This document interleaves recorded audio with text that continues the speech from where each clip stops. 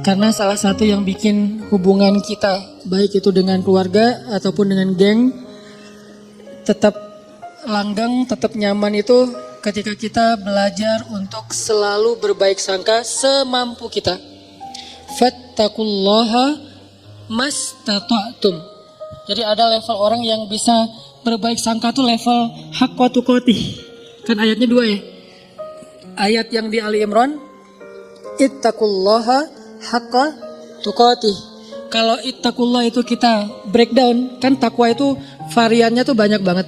Salah satu di antara arti takwa itu adalah berbaik sangka, karena berbaik sangka juga amal soleh.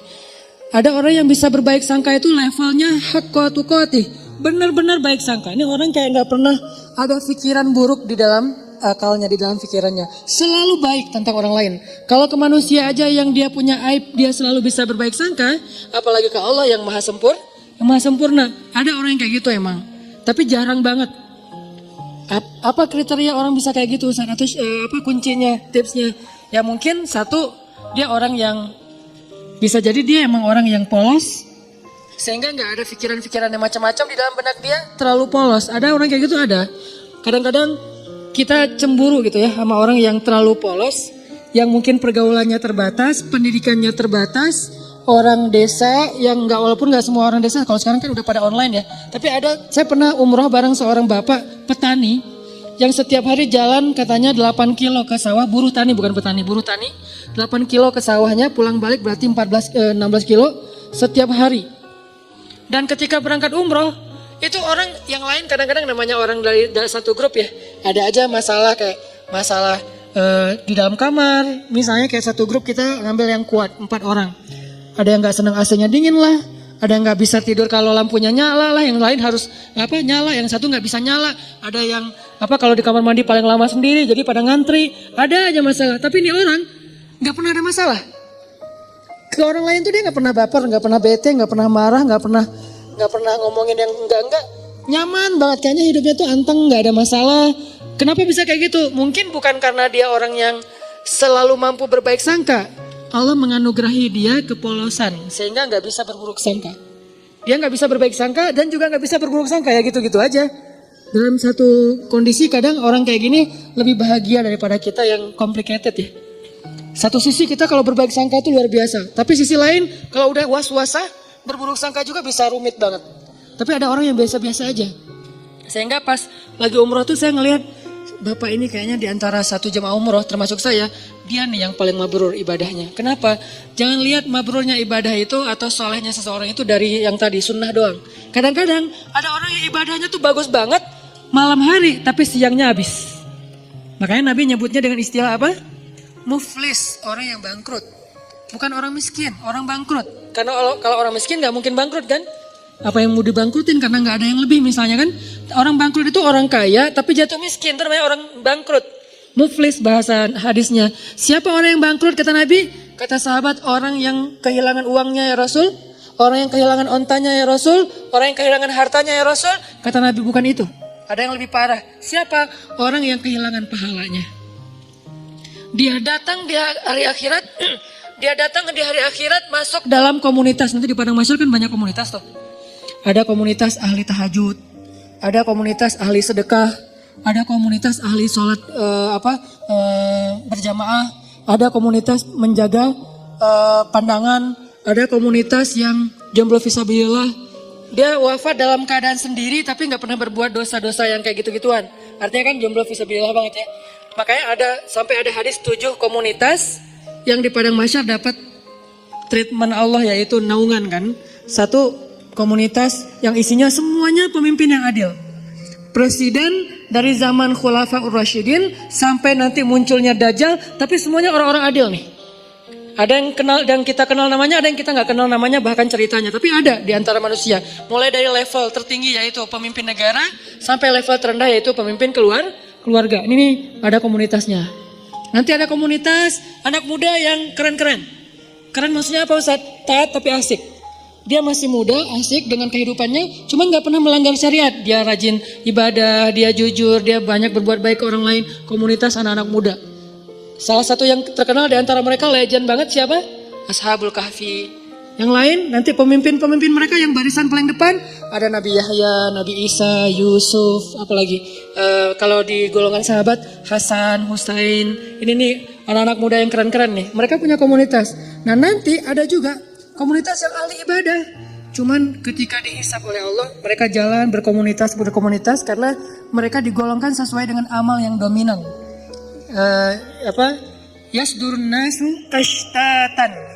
Manusia yasdur akan dikelompokkan ashtatan berkelompok-kelompok sesuai dengan liyuro a'malahum, sesuai dengan amalnya. Jadi kalau datang ahli Quran itu ketahuan, wah hebat ya mereka ahli Quran gitu. Ketahuan dari mana? Mereka akan diberikan kendaraan cahaya. Kemudian dijemput langsung dari tempat mereka dibangkitkan, dari kuburnya dijemput oleh malaikat. Kemudian mereka akan dikawal oleh malaikat yang juga ahli Quran. Siapa malaikat itu? Malaikat Safaroh. Safaroh itu safir. Safir itu artinya brand ambassador, duta. Malaikat-malaikat duta. Wah hebat ya, jadi kayak selebriti di padang mahsyar lewat kelompok selebriti Al-Quran. Ada yang kayak gitu, tapi ini belum dihisab nih. Masih berkelompok-kelompok. Begitu masuk hisab, berubah lagi nih. Dari satu komunitas itu misalnya ahli Quran, yang penghafal Quran, penghafal hadis, ahli ilmu, ternyata cuma setengahnya yang lulus masuk surga. Setengahnya lagi ketahan. Kenapa? Bangkrut. Kenapa bangkrut? Mungkin dia ahli Quran, tapi dia juga suka berburuk sangka dan membicarakan aib orang lain. Mungkin dia ahli tahajud, tapi dia siangnya membicarakan aib orang lain. Ini nih yang bahaya nih. Jadi balik lagi, saya kayak ngerasa iri gitu ke bapak tadi yang orangnya tuh lempeng ibadahnya, mungkin nggak kayak yang lain yang sehari tahu sampai 5 kali. Dia paling sehari sekali, itu juga kalau ada yang ngajak, kalau nggak di kamar aja sendiri gitu kan ya. Karena udah selesai ibadah umroh, ya udah di kamar. Kenapa dia nggak ke masjid? Apa kurang soleh? Bukan, nggak tahu jalan. Dia sekamar itu berlima, aslinya berempat tapi ditambah jadi berlima dan dia nggak komplain. Yang 4 ini komplain, dia nggak komplain. Padahal yang 3-nya komplain, dia nggak. Kenapa? Karena dia ya nggak apa-apa. Terus di antara berlima ini kan ada extra bed ya. Karena kamarnya kamar quad dengan bed yang single bed. Terus karena ditambah satu lagi, soalnya udah ganjil, extra bed, dia tidur di extra bed. Yang notabene extra bed itu nggak seperti yang biasa, kurang empuk. Terus dari bawahnya tuh pet bunyi-bunyi gitu, terus sakit badan. Tapi dia mau, padahal dia bayar sama dengan yang lain. Tapi dia dikasih extra bed, nggak apa-apa. Terus teman-temannya karena malam-malam pada cepet-cepetan, pada berangkat sendiri-sendiri ke masjid, dia tinggal sendiri, takut sama orang kampung, takut keluar ntar nyasar, kan yang paling terkenal tentang Mekah itu kan nyasar ya. Akhirnya dia karena takut nyasar, ya udah di kamar aja. Sholat subuh di kamar, padahal di Mekah. Pak gimana tadi subuhnya? Di kamar Ustaz. Loh kenapa? Gak ada yang nemenin gitu doang. Wah ini Masya Allah, mungkin subuh dia tuh lebih afdal daripada kita yang subuhnya di masjid. Kenapa? Bukan karena dia gak mau, dia gak mampu, takut. Yang lain tawaf sehari 5 kali, dia tawaf kalaupun ada yang ngajak sehari sekali. Tapi gak pernah ngomongin aib orang lain. Gak pernah berburuk sangka kepada orang lain. Dia orangnya selalu tersenyum. Dalam keadaan capek aja bisa tersenyum. Dahsyat nih orang kayak gini nih, gak tahu Allah kasih kelebihan apa pada dia. Ini namanya haqqa tuqatih. Husnuzonnya itu udah benar-benar husnuzon. Selalu husnuzon, gak pernah berburuk sangka. Ada orang kayak gitu, ada apalagi di kalangan sahabat. Contoh, ada seorang sahabat namanya Tolhah bin Abdullah. Istrinya Tolhah ini pernah sukses, pernah juga diuji dengan terpuruk secara finansial. Bisnisnya, dagangan dia tuh kayak rugi gitu. Ketika sukses, teman-temannya banyak yang datang ke rumah. Tolhah, jadi rumahnya rame terus. Dan suka minjemin duit dari dia, jadi dia bantuin teman-temannya, traktirin makan teman-temannya. Pas lagi sukses nih, begitu dia bangkrut, sepi, nggak ada yang datang ke rumahnya. Orang nggak ada yang nggak ada yang ngeramein rumahnya lagi, nggak ada yang jalan makan bareng dengan dia. Harusnya kan minimal gantian dong, sekarang dia yang ditraktirin kan.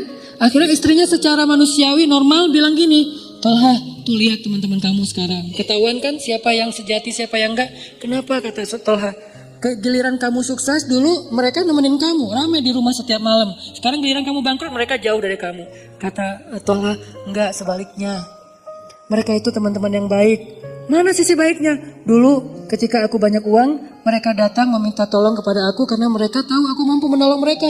Sekarang ketika aku bangkrut gak punya uang, mereka gak datang lagi karena gak mau merepotkan aku.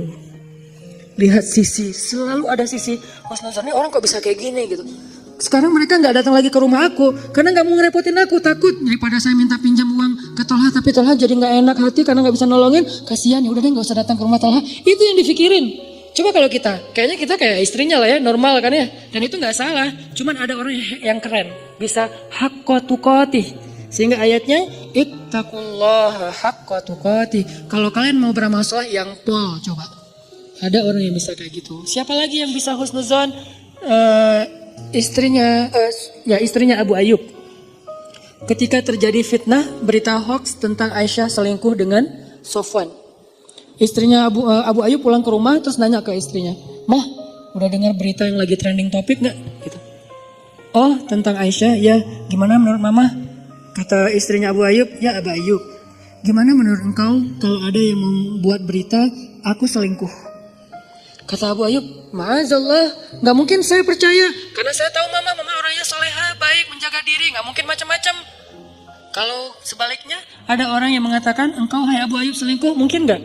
"Ma'azallah, gak mungkin saya selingkuh. Kan saya suami setia sama kamu." Gitu-gitu kan ya. "Terus saya gak mungkin selingkuh, gak mungkin berpaling ke yang lain mah. Demi Allah gitu."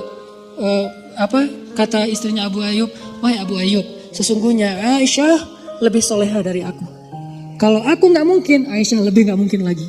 Sesungguhnya Sofwan lebih soleh dari kamu. Kalau kamu aja gak mungkin, apalagi Sofwan." Ini juga berbaik sangka. Dia selalu melihat angle yang bisa buat dia tuh berbaik sangka sama orang lain. Dia cari, dia ulik tuh. Gimana ya cara berbaik sangka? Gimana ya cara berbaik sangka? Kan itu harus dicari juga ya, nggak bisa pasrah gitu aja. Karena kalau kita pasrah doang kan yuwaswis. Yang banyak itu kan waswasah setannya nih. Yuwaswisu fi sudurinas. Ternyata dia benar. Ternyata dia gitu. Ternyata dia nggak seperti yang kamu pikirkan. Ini tuh banyak banget sehingga kita harus melawannya dengan cari-cari celah. Mana ya sisi baiknya ya? Mana sisi baiknya? Kalau nggak ada, minimal kalau nggak bisa sama sekali, Allahu a'lam. Saya nggak mau komen deh. Saya nggak mau berprasangka apapun deh. Ya udah deh, saya diam aja. Nah ini menunjukkan bahwa ada orang yang haqqa tuqatih. Ada juga yang nggak bisa haqqa tuqatih. Maka Allah berfirman di dalam surat At-Taghabun kalau nggak salah, fattaqullaha mastata'tum. Kalau kalian nggak bisa berbaik sangka total, semua kasus berbaik sangka nggak bisa, minimal mastata'tum, usahakanlah semampu kalian. Ini Al-Quran, indahnya Al-Quran tuh kayak gitu, balance. Cuman kadang-kadang kan kita ngambil satu ayat menyimpulkan, padahal ayat itu saling mengutuhkan, saling menjelaskan bayinat antara satu dengan yang lain. Kalau nggak bisa semuanya berbaik sangka, jangan sampai juga kita akhirnya nyerah. Kayaknya susah banget ya berbaik sangka, udah deh kita biasa-biasa aja, jangan gitu. Mastata'tum, berusahalah semampu kalian. Yang kalian lewatkan, minta ampun sama Allah. Yang kalian mampu, maka jagalah, dawamkan, istiqomahkan. Fattaqullaha mastata'tum. Mastata'tum itu yang mana Ustadz? Yang kecil-kecil dulu, latihan dari yang kecil dulu. Berbaik sangka terhadap hal-hal yang mungkin buat kita sih nothing tulus lah. Ya, ini kan masih gampang ya berbaik sangkanya ya. Apalagi buat orang yang mungkin gak ada hubungannya dengan kita. Dan kalau kita berbaik sangka juga atau berburuk sangka, gak ada untung ruginya buat kita. Ya udah kita latihan dari yang itu dulu. Terus kasus-kasus sepele, kasus yang sekedar komen, sekedar broadcast. Kayak misalnya kita lagi di satu grup, beda mazhab. Tiba-tiba ada yang broadcast mazhab yang kita gak sama dengan kita. Jangan langsung berburuk sangka, ini kayaknya nyepet gua nih. Jangan. Sampai di dalam ta'lim juga kadang-kadang ada orang yang berburuk sangka gara-gara pertanyaan. Misalnya, "Ustadz, saya mau nanya, gimana orang yang kerjanya masih riba?" Langsung dilihatin. "Lo maksudnya gue?" Jangan, karena dia nggak kenal kita dan dia juga nggak tahu. Mungkin dia nanya, memang dia pengen tahu jawabannya. Tapi jangan juga sengaja kita nanya buat menjatuhkan teman kita yang baru belajar. Kayak misalnya dia baru datang, hijabnya belum sempurna. Kita lihat, wah ini ada bahan pertanyaan nih. Pas sesi tanya, "Ustadz, apa hukumnya masuk masjid? Hijabnya masih kelihatan kayak orang sebelah." Nah ini nih. Atau kalau nggak bilang pun sampai bikin dia nggak nyaman gitu. Yang jelas saling Yang satu menjaga lisan, menjaga sikap. Yang satu lagi menjaga pikiran dan perasaan. Ini kalau bisa kayak gini semampu kita ya. Karena buat saya juga mungkin saya pastinya belum haqqa tuqatih. Jangankan keluar, ke rumah aja, ke keluarga aja belum bisa haqqa tuqatih. Tapi baru mastata'tum, masih ikhtiar, masih proses, masih belajar. Dan saya juga belajar. Jangan berpikir, Ustaz udah sempurna banget ya, hebat ya. Enggak sama sekali. Yang sempurna di antara manusia cuman Rasulullah sallallahu alaihi wasallam. Sisanya lebih. Kemudian kurang dikit, makin kesini tuh makin lemah nih. Sahabat idealnya